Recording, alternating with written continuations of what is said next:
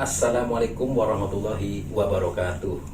Berjumpa kembali dengan saya Mas Pur 2099 di channel Sarah Tahun 07. Oke pemirsa, pada kesempatan malam kali ini saya Mas Pur 2099 akan mengupas perihal tentang siapa sih sebenarnya sosok Ibu Ratu Kidul yang selama ini banyak digembar-gemborkan dengan sosok penampilan berbaju hijau dengan wajah cantik dan bermahkota. Nah, yang mungkin menjadi mitos ya, banyak kalangan-kalangan yang mempercayai akan keberadaan dengan sosok yang sangat cantik jelita. Nah, tapi ini versi saya sendiri ya, perihal permaknaan tentang siapa sih sebenarnya sosok Ibu Ratu Kidul. Oke Pak, bisa mulai Pak ya? Oke pemirsa ya, ini langsung aja kupas mengenai siapa dia. Nah, mudah-mudahan bisa terjawab teka-teki tentang mitos Ibu Ratu Kidul, penguasa pantai selatan. Oke Pak, gimana Pak? Ini penasaran pada Pak ya? Iya. Ini mengupas sosok di Bali. Siapa sih ini? Ibu Ratu Kidul. Ibu Ratu Kidul. Iya. Jadi gini Pak ya. Ini sih versi saya nih, versi saya pemirsa ya. Mudah-mudahan salah. Tapi kalau saya pribadi dilarikannya tidak ke perihal-perihal masalah yang hubungannya dengan goib-goib ya. Karena tetap kita sebagai manusia, kita dikasih akal sehat, semua harus masuk logika. Nah, ini Val ya, sebenarnya dari kata-katanya aja udah jelas. Ibu Ratu Kidul. Roro Kidul. Oke. Ibu itu kan berarti kan seorang perempuan ya. Ibu itu seorang perempuan. Nah, Ratu itu berarti kalau istilah lain itu permaisuri. Permaisuri. Ya, yang sangat cantik, jelita. Dan istilah kata lain itu Ratu itu adalah penguasa. Betul, penguasa ya. Nah, Roro itu apa? Nah, Roro itu kan sebenarnya perihal tentang ruh. Jadi ruh siapa? Nah, itulah yang dikatakan bahwa Roro artinya ialah roh-roh yang diistimewakan, karena Kidul itu artinya kan makhluk yang istimewa. Kidul itu adalah makhluk yang istimewa. Nah, siapakah makhluk yang istimewa? Tahu nggak Pak siapa Pak? Siapa itu Mas Pur? Rasulullah pernah menyebut siapa? Umi. Nah, jadi sejatinya Roro Kidul ialah Ibu Ratu Roro Kidul ialah ibu kita, Pak. Ibu kita. Iya. Kok bisa tuh Mas Pur? Ya, karena Roro sendiri artinya kan perihal tentang Rahman Rohim, Pak. Roro itu Rahman Rohim. Perihal tentang Rahman Rohim. Itu siapa yang punya kasih sayang terhadap kita? Siapa itu Mas Pur? Ibu kita. Kita dari mulai mengandung kita, kita lahir, kita dirawat, kita disayang, kita dikasih. Nah, yang punya sifat Rahman Rohim Ibu Allah. Tapi wasilahnya perantara melalui ibu kita. Nah, makanya di situ ada perihal tentang Roro. Jadi roh-roh yang diistimewakan ialah sosoknya bernama ibu kita, istri kita, mertua kita. Kalau yang udah punya istri berarti mertua pun bagian dari roh-roh yang diistimewakan. Karena di saat kita menjadi kehidupan, kalau kita tidak durhaka sama ibu kita, sayang sama ibu kita, sayang sama istri kita, ibu dari anak-anak kita, dan juga sayang sama mertua kita, ibu dari istri kita, ya sama halnya kita udah mengistimewakan 3 ibu, Bal. 3 ibu. Iya, Umi, ibu kandung kita, istri kita, ibu dari anak-anak kita ya, dan juga mertua kita, ibu dari istri kita. Nah, jadi ibu 3 kali itu maksudnya itu tuh Mas Pur. Itu maksudnya itu. Jadi Ibu Ratu Kidul ialah Ibu Ratu Roro Kidul ialah ibu kita, istri kita, dan mertua kita. Nah, ibu-ibu ini yang harus kita istimewakan.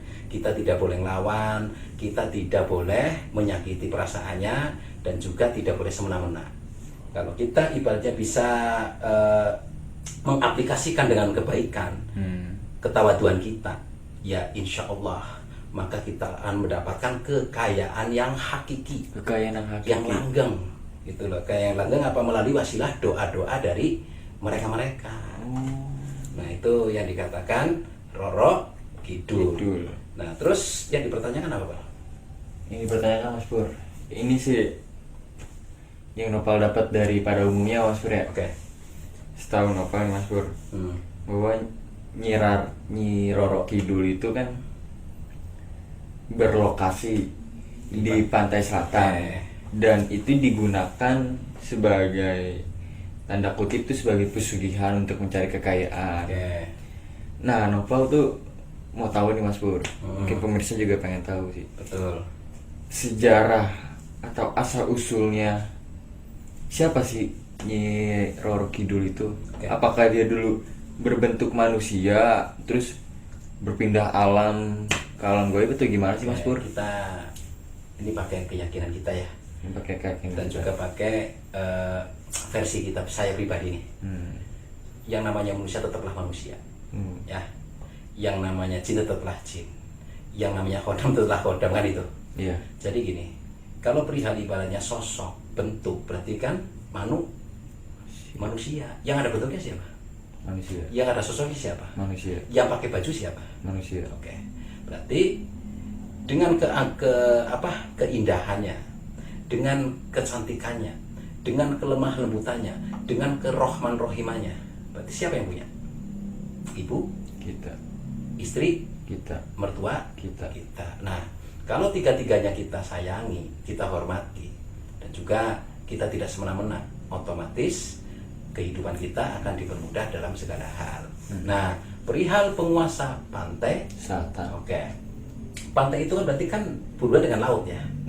Laut itu kan berarti mengandung unsur garam. Oke, garam itu kan simbol pengalaman. Garam itu simbol pengalaman. Air itu simbol kekayaan, berlimpah ruahnya rezeki. Nah, pantai itu simbol pasir. Nah, pasir itu adalah simbol perjalanan. Simbol perjalanan. Nah, laut warnanya apa? Biru. Nah, biru itu simbol ilmu. Biru itu simbol ilmu. Nah, di situ ada matahari terbit, matahari terbenam, di situ ada simbol kecerahan berwarna kuning, simbol kekayaan, simbol keemasan, warna emas, berarti simbol kejayaan. Nah, jadi sejatinya kalau kita ibaratnya menyayangi mereka-mereka, ibu kita, istri kita, mertua kita, otomatis gerbang untuk menuju kejayaan dan kekayaan terbuka lebar, dan dijamin kita pasti mendapatkan kekayaan. Kekayaan bukan cuma harta, tapi dalam hal lain. Bukan harta aja ya. Ya di samping oke lah harta, yang kedua ilmu, yang ketiga kita dipertemukan dengan orang-orang yang baik. Itu kan baik dari kekayaan, sahabat-sahabat yang baik, teman-teman yang baik, itu kan kekayaan. Itu karena untuk mencari teman yang baik, sahabat yang baik, itu kan susah juga. Tapi dengan kita berbakti kepada mereka-mereka, insya Allah pun mengarahkan orang-orang yang baik mengarah ke kita. Seandainya yang nggak baik, itu akan menyingkir dengan sendirinya. Itu loh. Jadi sebenarnya kalau menurut saya itu sloka ya, sloka semua. Karena di situ kan ada perihal tentang simbol kereta kencana ya. Kereta kencana. Nah, kereta itu kan kendaraan. Nah, kencana itu emas. Nah, emas kan simbol kejayaan. Betul. Nah, di situ ada kuda. Kudanya warna putih. Putih adalah akhlak kita, perilaku kita. Di saat kita menjalani kehidupan di dunia dengan akhlak yang ibaratnya akhlak yang baik, yang otomatis kita akan menemukan sebuah cahaya keemasan. Jadilah kita manusia berhati emas, otomatis kita pun akan mendapatkan kejayaan dan kesuksesan. Itu loh. Terus apalagi simbolnya baju hijau ya? Simbolnya baju hijau. Hijau itu kan simbol kesabaran, simbol alam, sabar. Nah, kalau kita sabar, pasti akan subur, semua dipermudah. Nah, di situ memakai mahkota. Apabila kita menyenangkan mereka-mereka, ibu kita, istri kita, mertua kita, otomatis kita dikasih derajat yang tinggi, ialah seorang imam, seorang anak soleh, dan seorang khalifah yang baik di mata Allah, gitu loh. Karena kalau kita menyakiti mereka-mereka, ya sama halnya kita lagi menurunkan derajat kita sebagai manusia yang amanah. Karena ibu kita, istri kita, mertua kita itu juga kan bagian dari tanggung jawab kita. Kalau kita sayangi mereka, cukupilah kebutuhan-kebutuhannya ya, dan doakan siang malam, insya Allah Allah ridho dan alam semesta pun bahu membahu mempermudah urusan kita. Itu pemirsa. Oh ya Pak, ada yang kurang Pak? Ngopi dulu Mas. Ngopi Bur. dulu. Ngopi dulu. Oke. Oke Mas Bur, ini masih berhubungan dengan Nyi Roro Kidul ya Mas Bur. Ngerok dulu ya. Ngerokok dulu ya Mas Bur. Ini habis. Apa Pak? Ini masih berhubungan dengan Nyi Roro Kidul ya Mas Bur ya. Jadi itu kan yang tadi Mas Bur jelaskan itu kan simbol-simbol dan falsafah sloka-sloka Ya. dari Nyi Roro Kidul Mas Bur. Betul. Nyi Roro Kidul itu ada hubungannya nggak sih dengan Soekarno? Soekarno kan kayak dia mempunyai ikatan atau semacamnya lah, Oke. bahwa dulu Soekarno tuh sering mengunjungi beliau gitu, Oke. Sekarang gini. berinteraksi atau semacamnya. Presiden Soekarno itu punya kelebihan yang bernama karisma ya, Karisma. wibawa dan Karisma. karisma.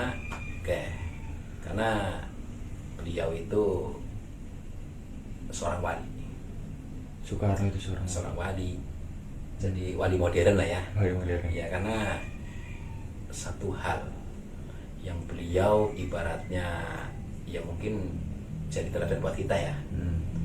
Beliau itu menghargai perempuan. Beliau tuh Menghargai perempuan.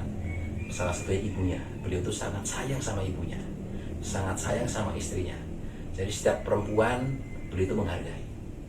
Karena bentuk kemuliaan, bentuk simbol cinta kasih ialah seorang ibu. Nah, ibu kan perempuan. Makanya Presiden Soekarno istrinya banyak ya. Nah, tapi kita jangan salah persepsi ya. Oh, itu playboy bukan. Karena Presiden Soekarno itu sangat menghargai perempuan. Di saat beliau ibaratnya mencintai perempuan itu bukan hanya sebatas nafsu. Bukan hanya batas nafsu itu Mas Bur. Ya, tapi mengangkat derajat perempuan-perempuan lemah menjadi perempuan yang bermental baja dan juga jadi perempuan yang tangguh. Tujuannya ngangkat derajat perempuan. Karena zaman dulu kan ada istilah ketidaksetaraan masalah gender ya. Betul. Karena zaman dulu kan perempuan itu tertindas. Maka dinaikkan derajatnya melalui perbuatan beliau, dinikahi, kan otomatis kan suatu kebanggaan nih nikah sama presiden, ya kan? Yang tadinya orang kampung dinikahi presiden otomatis derajatnya naik. Itu kan bagian dari pembuktian memuliakan perempuan. Itu karena sebenarnya Presiden Soekarno itu ada keterikatan dengan Ibu Ratu Kidul. Kidul itu bukan dengan goib, Apa tuh Mas Bur? sama ibunya sayang, Sama ibunya sendiri berbakti sayang. banget. Tuh sayang banget sama ibunya, makanya beliau itu cepet naik derajat kan, karena dari doa beliau, doa ibunya dan juga doa istri-istrinya yang disayang. Karena gini ya, hidup itu tergantung bagaimana cara kita menanam. Kalau kita nanam baik, hasilnya baik. Kalau kita menanam sayang, hasilnya sayang. Kalau kita menanam kasih, hasilnya kasih. Dan kalau kita menanam jelek, hasilnya jelek. Makanya kita yang jadi teladan itu sebenarnya perilakunya. Iya, bukan perihal masalah mistiknya ya.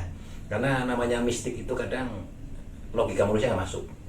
Karena boleh kita percaya, tapi jangan didalemin. Takutnya kita tergelincir, kita lebih fokus ke mistiknya daripada analisanya.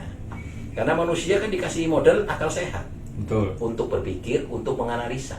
Setuju. Ya kalau kita fokusnya ke goib terus, ya buat apa diciptain akal? Ya kan?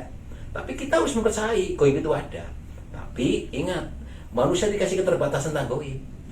Manusia hanya sebatas mengimani akan keberadaannya, tapi jangan terlalu masuk ke dalam. Nanti ketemunya apa? Kalau orang ibaratnya sugesnya ke goib, terus timbulnya malas. Males. Karena apa? Segala sesuatu nanti nyari instan. Oh, kita tapak nanti dapat emas, dapat ini. Nanti larinya ke situ. Akhirnya tidak menjalankan perihal tentang syariat. Betul. Karena Rasul kita menjalankan syariat. Fungsikanlah akal sehatmu, fungsikanlah tentang badanmu, fungsikanlah tentang jiwamu melalui pergerakan-pergerakan untuk menuju apa yang kita tuju. Itu Pak. Ini gimana Pak? Masih ada pertanyaan? Masih ada nih Mas Pur. Terakhirnya Mas Pur. Sebagian orang gitu Mas Pur mengetahui Nyi Roro Kidul itu bahwa dia makhluk astral. Dia tuh bisa ada apa namanya tuh? Ada cara pemanggilannya atau sesajen-sajennya untuk Nyi Roro Kidul dan dia mendatangi ke pantai selatan tuh untuk mendapatkan pesugihan. Sejarah itu tuh dari mana sih Mas Pur? Kali ini ya. Sebenarnya kalau yang meyakini benar, Meyakini karena gini ya. Meyakini dalam apa nih Mas Pur? Ya, ibaratnya sosoknya seperti ini, misalnya baju hijau, cantik. Kalau yang meyakini benar, karena gini, Allah itu tergantung dari prasangka hambanya. Di saat hambanya berprasangka seperti itu, ya itu terjadi. Dimulai dari mindset akal ya. Mindset akal. Terus diyakini, maka terjadi sesuai apa yang diinginkan dan Allah menghendakinya. Nah, disitulah itu hati-hati ya. Kadang kita digocek dengan akal kita, digocek dengan konon katanya. Betul. Nah, dari sugesti-sugesti itu mereka pada mengamini, otomatis terjadi. Nah, di saat itulah kadang pertaruhan iman kita nih. Pertaruhan iman kita. Kita lebih fokus ke sosok itu, yang gaib itu, daripada ke yang maha segalanya. Karena yang punya kekayaan siapa? Allah. Tuhan ya. Iya. Yang maha segalanya ya. Nah, yang punya ibaratnya perlindungan siapa? Allah. Tuhan, Allah ya. Yang punya ibaratnya tentang kemudahan, tentang kasih sayang, yang punya siapa? Allah. Nah, jadi perihal masalah kasih sayang pun juga melalui wasilah perantara ciptaannya. Tapi kalau kita manusia berwujud nih, berarti melalui wasilah yang berwujud juga. Nah, salah satunya ibu kita, istri kita, dan mertua kita. Karena gini ya, cara penilaian contoh. Dalam perihal kebaikan, mau bagaimanapun sebenarnya bandelnya anak, ya enggak? Pasti ibu kita pasti nyanjung. Oh, anakku baik banget, ya enggak? Ya. Padahal bandel. Karena itulah hebatnya ibu, kita bandel aja aibnya ditutupin. Ya enggak? Nah, mertua, kadang namanya mertua, itulah kejujuran kadang mertua. Jujurnya kebablas. Jujurnya kebablasan. Iya, kadang wah ini punya mantu kayak gini hebatnya. Iya. Kadang baik, kadang buruk gitu. Tapi ya itu kita anggap itu ilmu. Kadang kejelekan kita yang tahu kan dari orang lain. Kita menilai ibarat tentang diri kita kan orang lain yang menilai. Betul. Kalau kita yang menilai kita sombong. Nah, jadi ada hikmahnya juga seandainya kita punya mertua rewel, bawel, ada baiknya. Berarti memang Allah menggerakkan hati mertua kita untuk menegur kita. Nah, kalau ibu kan mau bagaimanapun ibu kita tetap nyanjung, biarpun kita jelek, waduh ganteng banget, cantik banget, ya kan? Wow, biarpun kita bandel, ini soleh banget, itulah ibu kandung. Kalau mertua tetap, kalau mertua jujur, jelek bilang jelek, baik bilang baik, ya kan? Tapi kalau istri, nah istri tengah-tengah nih. Istri tengah-tengah. Nah, istri tengah-tengah posisinya. Nah, makanya sebenarnya kalau kita sebagai seorang suami ya, di saat istri kita negur, di saat istri kita ngasih masukan, ya kita harus terima. Kalau kita salah, jangan dilawan. Ya kita pun, oke lah kita sebagai imam, bukan berarti takut istri ya. Betul. Tapi ada kalanya kok istri memberikan masukan yang terbaik agar kita lebih maju, agar kita lebih berkualitas. Itu Val. Makanya lo suatu saat punya istri, lo harus hargai istri lo. Jangan semena-mena ya. Karena kalau kita ibaratnya mencari istri, ibaratnya kan kita juga butuh proses. Betul. Nah, setelah kita dapat, diawali dari rasa saling cinta, saling sayang, jangan semena-mena. Ingat, kalau udah punya istri, ingat sebelum jadiannya gimana perjuangannya. Begitu udah dapat, main tendang-tendang aja, main galak-galak aja nggak boleh. Hargailah istri kita, karena istri kita adalah pemicu atau pemantik semangat kita. Kadang istri rewel pun bukan berarti jelek, mungkin ada sesuatunya yang diri kita yang masih kurang, maka istri ngasih masukan, koreksi gitu. Koreksi, karena koreksi kita kadang dari mereka, dari mertua kita, istri kita, ibu kita. Kalau ibu kan sehat, ibu ya itu tadi, sejelek-jeleknya anak pasti ibu nyanjung-nyanjung. Tapi kalau mertua kita, kalau mertua jujur, jelek bilang jelek, baik bilang baik. Nah tapi kalau istri, nah itu kan dari dua-duanya, kadang ada nyanjung, kadang ada ngenekin ya kan. Tapi ya itu tadi, nggak ada yang jelek, semua baik semua. Makanya 3 ibu itu kita harus hargai. Baru ketemu yang dikatakan Ibu Ratu Kidul. Di saat kita Ibu Ratu Roro Kidul, di saat kita memuliakan mereka, otomatis Rohman Rohim akan mengarah ke kita gitu loh Pak. Oke Mas Pur, itu penamaan Ibu Ratu Roro Kidul tuh ada di zaman apa itu Mas Pur? Nah sebenarnya sih itu zaman dulu ya, zaman dulu udah ada ceritanya. Itu waktu zaman kalau versi Jawa itu kan dulu dari ratu namanya Kencono. Iya, Tribuana Tunggadewi lah. Itu siapa tuh Mas Pur? Nah, Tribuana kan Tunggadewi. Ratu Majapahit. Ratunya Majapahit. Ya, tapi kalau dari Jawa Barat itu Ratu Dyah Ayu Pitaloka. Ratu Dyah Ayu. Iya, tapi kalau versi umum itu yang sering kita dengar ya, masyarakat itu mitos. Masyarakat mitos itu sebenarnya katanya Ratu Bilqis. Ratu Bilqis. Ya, kalau saya mau siapa-siapa kita harus bisa bedakan. Kita manusia tetap berpatoknya kepada manusia, ya kan? Kalau kita berpatok pada yang goib-goib, nah kita aja bentuknya manusia kan khalifah. Berarti yang kita sayang, kita ibaratnya dalam arti gini, kita berikan keistimewaan ialah kepada sosok ibu-ibu kita, ibu kandung, ibu anak-anak kita, dan ibu dari istri kita. Tapi kalau pemahaman mereka ya kita tidak boleh menyalahkan ya, karena masing-masing punya keyakinan, masing-masing punya sugesti, masing-masing itu punya sudut pandang. Nah, tapi kalau saya pribadi, saya lebih meyakini bahwa sejatinya Ibu Ratu Roro Kidul ialah seorang ibu yang yang dikasih seorang perempuan yang dikasih keistimewaan oleh Allah, ialah ibu kita, istri kita, mertua kita.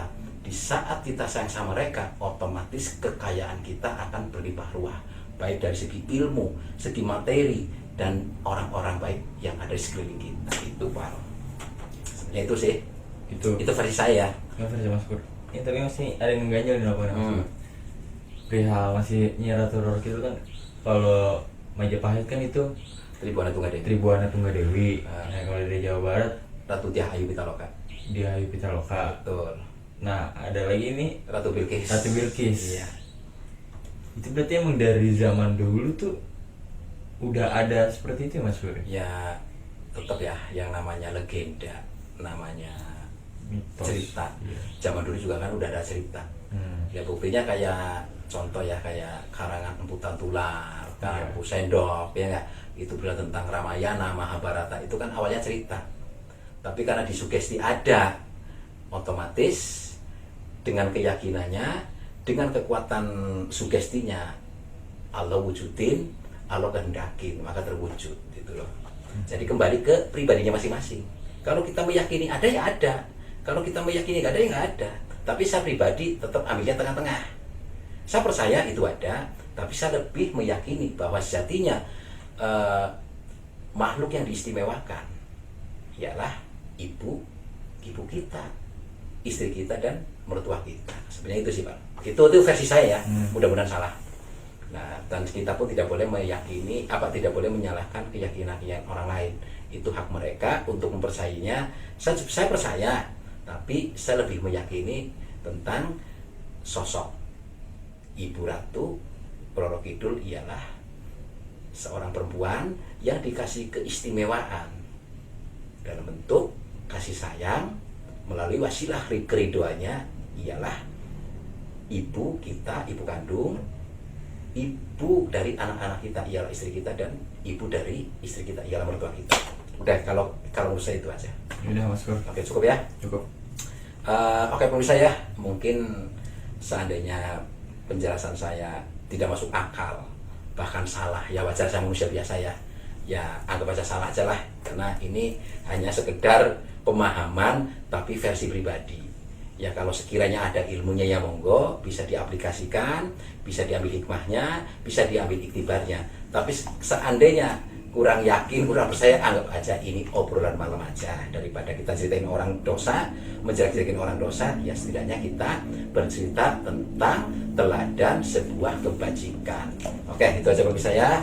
Mungkin karena waktu udah malam, kita ini udah pagi lagi ya, udah berarti sahur ya.